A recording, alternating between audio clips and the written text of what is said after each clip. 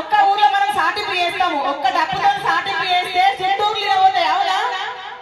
ఎవరన్నా చచ్చిపోతే ఒక 10 డప్పులు కొడితే చుట్టూ 10 ఇళ్ళకి ఇరవతాయా?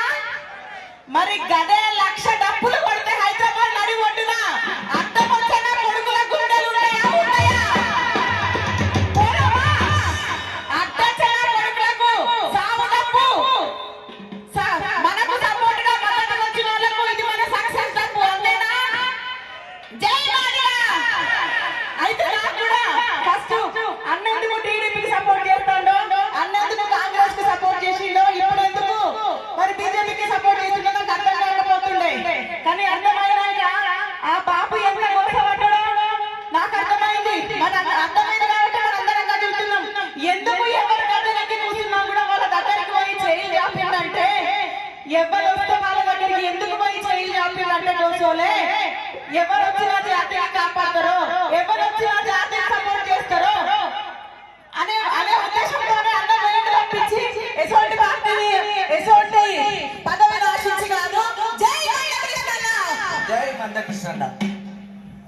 1,00,000 డప్పులు 1000 గొంతులు కదలరావో మాదిగా,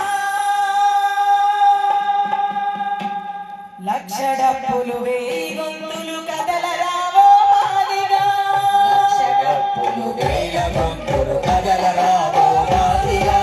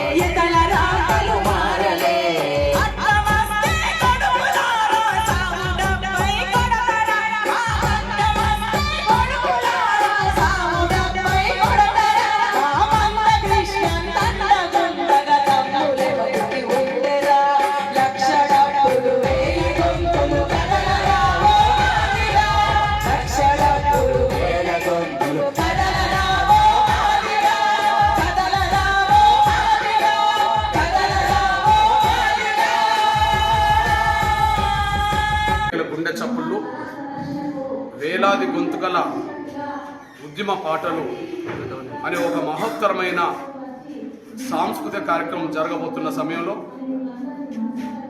మాదిగ బిడ్డలు, అదే సమయంలో వర్గీకరణ సమర్థించే అన్ని వర్గాల ప్రజలు ఆ సాంస్కృతిక ఉద్యమంలో పాల్గొనాలని ఎంఆర్పిఎస్ పరంగా పిలుపునిస్తున్నాం. ఆగస్టు 1న సుప్రీంకోర్టు ఎస్సీ వర్గీకరణకు అనుకూలంగా తీర్పు చెప్పడంతో పాటు రాష్ట్ర ప్రభుత్వాలే వర్గీకరణ చేసుకోవచ్చు అని చెప్పి నిర్దిష్టమైన తీర్పు ఇచ్చిన తర్వాత గౌరవ తెలంగాణ రాష్ట్ర ముఖ్యమంత్రి రేవంత్ రెడ్డి గారు నిండు శాసనసభలో అదే రోజు మాట్లాడుతూ భారతదేశంలో అన్ని రాష్ట్రాల కంటే ముందు తెలంగాణలో అమలు చేస్తామని ప్రకటించి గత నోటిఫికేషన్లో కూడా వర్గీకరణ అమలు చేస్తామని చెప్పి హామీ ఇచ్చి దానికి విరుద్ధంగా మన వర్గీకరణ లేకుండానే వేలాది టీచర్ల పోస్టులు భర్తీ చేయడం, వర్గీకరణ లేకుండానే గ్రూప్ 1, గ్రూప్ 2, గ్రూప్ 3 పోస్టులను భర్తీ చేయడానికి రంగం సిద్ధం చేయడం, ఇవంతా మాదిగ బిడ్డలకు అన్యాయం జరగడానికి దారితీస్తుంది.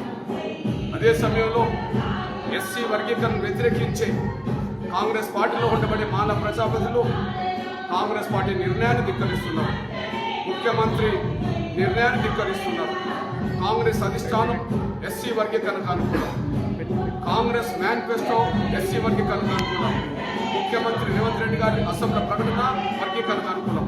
అయినప్పటికీ అదే కాంగ్రెస్ పార్టీలోని మాల ప్రజాప్రతినిధులు ఎస్సీ వర్గీకరణ అడ్డు తగులుతూ వాళ్ళు సభలు సమావేశాలు పెడుతూ వాళ్ళ మాదిగా జాతికి అన్యాయం చేసే ప్రయత్నం చేస్తుంటే కనీసం వాళ్ళ మీద క్రమశిక్షణ చర్యలు తీసుకోలేని పరిస్థితిలో కాంగ్రెస్ పార్టీ ఉండడంతో పాటు, కాంగ్రెస్ ప్రభుత్వం ఉండడంతో పాటు చివరికి వర్గీకరణ లేకుండానే ఉద్యోగాలు భర్తీ చేస్తూ మాదిగరికి ఇచ్చిన మాట నిలబెట్టుకోకుండా జాప్యం చేస్తున్న పరిస్థితి కాంగ్రెస్ ప్రభుత్వం మీద ఉన్నది.